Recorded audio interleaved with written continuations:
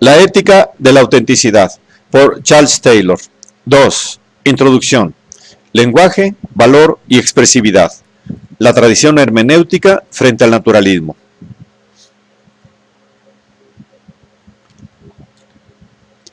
Taylor relata en la introducción de sus Philosophical Papers cómo sus posiciones filosóficas se fraguaron en su enfrentamiento, tanto en los años 60 y 70, con los modelos derivados de las ciencias naturales y biológicas en su aplicación a las ciencias sociales.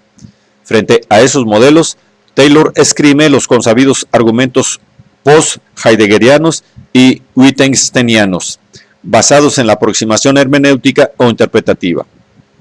El conductismo y los primeros pasos de la inteligencia artificial son criticados por su reduccionismo y por suministrar una concepción que consideraba implausible del comportamiento humano. Como reformulará posteriormente, la mejor explicación de nuestro comportamiento requiere que superemos los límites de ese naturalismo que intenta comprender lo humano con los mismos moldes del modelo científico de las ciencias naturales, nacido en el siglo XVII. Ese naturalismo operaría con el acento de la perspectiva observadora de la tercera persona y con el olvido de los elementos de autointerpretación en primera persona. Elementos que no es que sean relevantes para comprender la acción humana, sino que más bien son definitorios de la misma. Las interpretaciones que el actor humano hace de sí mismo y de los motivos de su acción están transidas de valoraciones y de ponderaciones cualitativas. No solo algo es preferido por un motivo dado sobre algo, sino que también los motivos de esa preferencia solo pueden tomar cuerpo al materializarse en la expresión de los mismos, en un lenguaje valorativo dado. Ese lenguaje, por lo tanto, es esencial para comprender los actos, los motivos y la identidad del sujeto que los realiza y que los formula. El naturalismo, argumentará Taylor, siguiendo el planteamiento hermenéutico clásico, es incapaz de dar cuenta de esos rasgos: lenguaje expresivo, contrastes cualitativos, que son los elementos centrales a la hora de entender el sentido que, como pregunta y como problema, los humanos tratamos de dar a nuestras vidas. Mas el hermeneuta debe no solo contraponer lo que considera una teoría más potente que la de su adversario, en este caso el naturalizador del comportamiento humano, que persigue interpretar en términos de un modelo explicativo un acto o un conjunto de actos. Como el mismo Taylor reconoce, deberá también explicar el atractivo que reviste el modelo naturalista que critica. Deberá mostrar tanto en qué fracasa, porque no lo alcanza a explicar, como por qué ese fracaso no ha llevado a abandonar el modelo empleado. Lo primero requerirá que el hermeneuta proponga una mejor explicación alternativa. Lo segundo exigirá que vincule ese modelo naturalista con todo un conjunto de saberes y de prácticas que hacen que el naturalismo sea, por así decirlo, la filosofía connatural a las sociedades desarrolladas, a su complejidad que induce al formalismo y a su pérdida de sentido comunitario inmediato, que induce a una concepción atomista del todo social. Con ese doble movimiento de propuesta de una mejor interpretación y de crítica social, y ya no solo epistemológica del naturalismo, la reflexión de Taylor tiende a hacerse resistente, o en sus propios términos, de recuperación a contracorriente. Y sobre todo, podemos percibir a su luz de qué manera la tarea del filósofo queda en la interpretación de Taylor, marcada por la ya mencionada perspectiva del moralista y alejada de cualquier neutralidad o de cualquier caracterización de la filosofía como saber de segundo orden, una característica de la filosofía moderna cuyo silencio sobre las cuestiones sustantivas Taylor considera insalubres. A tales efectos de propuesta y de crítica, el planteamiento de Taylor querrá reformular tanto una estrategia teórica en la que se enlacen una reconstrucción del concepto de valor y de su articulación y expresión de un lenguaje moral sustantivo, como el análisis del entramado cultural de las sociedades desarrolladas. Este análisis se desarrollará en forma de una interpretación holista de la sociedad en la que pasan a primer plano los elementos culturales por los que una sociedad define sus metas y su identidad. Aunque en lo dicho queda reflejado el esquema básico del análisis de Taylor, conviene que nos detengamos un momento más en tres ideas que han aparecido y que requieren más comentario. La idea de contraste cualitativo, la de articulación y de concepción hermenéutica del lenguaje. Esas tres ideas nos servirán como un negativo a cuya trasluz adquiere sentido la crítica de Taylor al atomismo valorativo de las sociedades desarrolladas. En el artículo What is Human Agency? Taylor quiso reinterpretar la diferencia entre deseos de primer y segundo orden que había propuesto Harry Frankfurt. Taylor subraya aquí que la jerarquía de deseos de Frankfurt podría percibirse mejor contraponiendo dos tipos de evaluación de deseos. Cabe ponderar diversos deseos que se tienen calculando las consecuencias de realizarlos, o cabe ponderarlos atendiendo a alguna cualidad que se ponga en juego en los mismos. La primera forma de evaluación sería una evaluación débil y a ella habrían atendido, por ejemplo, las formas clásicas del utilitarismo. La segunda evaluación, que Taylor denomina evaluación fuerte, se fija en el valor cualitativo de diversos deseos. Para determinar tal valor, es necesario precisar a qué tipo de bienes se refiere la acción o el deseo, y tal precisión se realiza en el seno de diferentes contrastes. Tales contrastes, como los que se enuncian en todos aquellos términos culturalmente densos, cuyas referencias se imbrican con todo un conjunto de significados simbólicos particulares a una cultura dada, establecen ciertamente una jerarquía.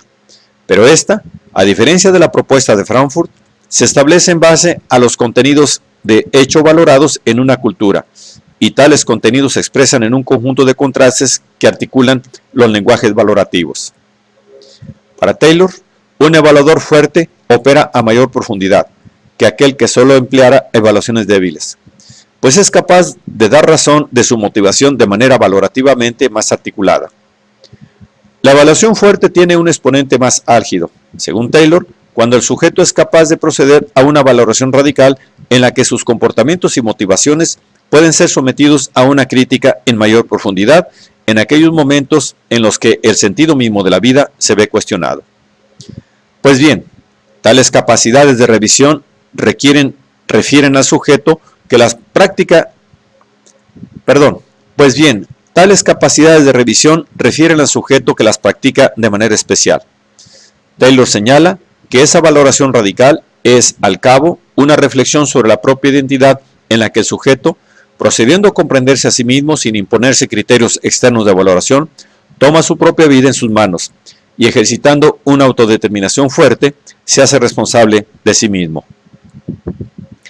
Tal concepción, cercana a la retórica de la fenomenología personalista, se apoya, como puede verse, sobre una noción de evolución fuerte, que se refiere circularmente en relación a una noción de valor cualitativo, por oposición a la ponderación a partir de criterios externos de las motivaciones del sujeto. Tales criterios externos son concebidos como mediciones cuantitativas frente a los cuales, y por el contrario, solo la perspectiva participante daría cuenta de los rasgos cualitativos que se expresarían en los contrastes de valor que adquieren significación para el agente. Como puede verse, el acento en esta perspectiva internalista ubica a Taylor en la tradición hermenéutica post-heideggeriana, tradición, como veremos, de la que hace explícita profesión de pertenencia. Cabe pensar que esta desconfianza hacia los modelos racionales de interpretación de la conducta humana, como los que, por ejemplo, se han desarrollado en las teorías de la elección social y de la preferencia racional, modelos que por su carácter parcial no pretenden explicar la totalidad de la conducta humana, sino solo sectores de la misma, radica sobre todo en la perspectiva holista que el pensamiento hermenéutico pone en el centro de su estrategia teórica. Que tal holismo tiende a desconocer la potencia explicativa de determinadas modelizaciones racionales en el campo de las ciencias sociales es, por otra parte, la acusación opuesta a la que la hermenéutica de Taylor debería responder con mayor detenimiento del que lo hace.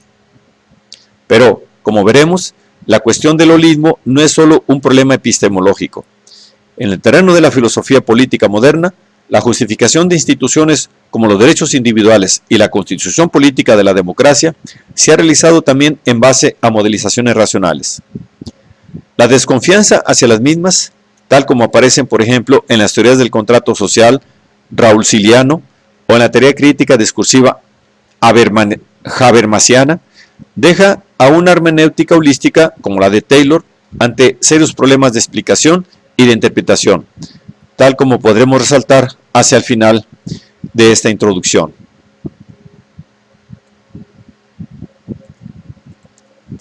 La noción de articulación, el segundo elemento que nos proponemos analizar en este epígrafe, reafirma los lazos de Taylor con la tradición hermenéutica. Al final de su ensayo, Self-Interpreting Animals, dedicado a una suerte de antropología filosófica centrada en las estructuras de la sensibilidad moral, Taylor señalaba que determinados sentimientos referidos al sujeto forman la base de nuestro entendimiento del humano. Tales sentimientos, añadía, se constituyen en determinadas articulaciones que podemos considerar interpretaciones y que requieren de lenguaje. Esta primera idea de articulación ha sido posteriormente ampliada por Taylor para cubrir otros campos del análisis del comportamiento y en concreto para centrarse en los valores tal como aparecían en las evaluaciones fuertes. Cabe decir que la noción de articulación se refiere ahora básicamente a la articulación lingüística, de manera compleja, de los supuestos culturales de interpretación y de las valoraciones fuertes a las que antes hicimos referencia. Frente a esa rica complejidad, la ética de la inarticulación, típica de la modernidad, tal como la define en Sources of the Self, sería una ética de la simplificación que dejaría de lado esas valoraciones fuertes y las interpretaciones a ellas vinculadas. La falacia naturalista, la acusación que Hume realizó de un tránsito indebido desde las proposiciones de hecho a las de valor o de deber, sería un ejemplo de esa inarticulación que quiere empobrecer la densidad valorativa del lenguaje, incluso cuando con él solo queremos describir un estado de cosas o en concreto una manera de ser. Tras el naturalismo humeano, gran parte de las filosofías modernas habrían sido igualmente inarticuladas y habrían sustituido la dimensión sustantiva de los valores y de la jerarquía de algunos sobre otros, tal como aparecen en la complejidad de un denso lenguaje valorativo, por los procedimientos para resolver los conflictos o las disparidades entre ellos, y habrían reducido las distinciones cualitativas entre esas valoraciones fuertes en favor de las razones básicas, que los sujetos pueden aportar cuando se dan conflictos entre ideas del bien y valores dispares.